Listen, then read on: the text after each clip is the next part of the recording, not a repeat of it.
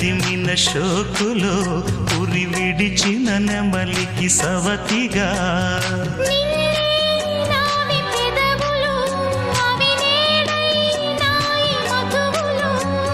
రెండు నాయి తనువులు అవిరే పవ్వాలి మనువులు